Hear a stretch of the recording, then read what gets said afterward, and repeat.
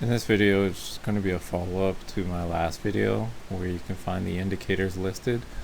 For this one, we're just going over a trade that I put on overnight on the futures market for the S&P 500. You can see my initial entry was this rejection here. So we had a nice trend line forming here, outlined in white here. Initially broke that, came back, retested the initial trend line, and then that was my initial sell.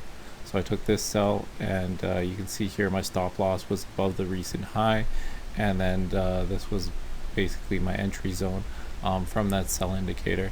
You can see actually later in the night we had a better entry location here, and so that was just coming into the early mornings here. So again, we had the trend line forming. We hit there once, twice, 3 times. Came up a bit and then just broke below that. And then once we came back, retested it, it basically gave it a kiss goodbye and then just sold off into the early morning here. And you can see the results here.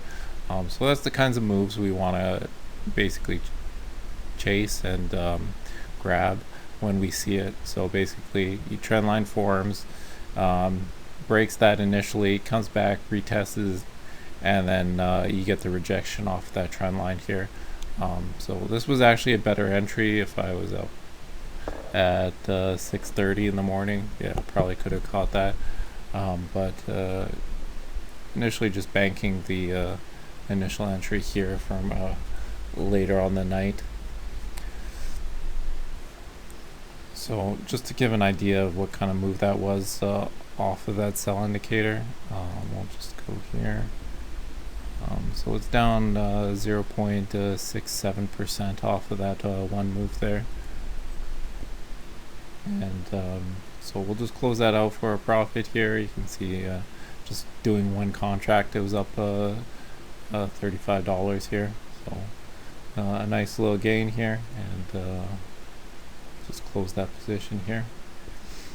And yeah, so just working with the indicators that I put in my last video, you can see what kind of moves we're able to get when applying basic technical analysis here.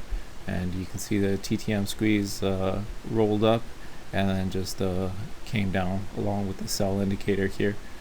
And if we go to the RSI down below here, this is a more complicated RSI, but it still does the job here.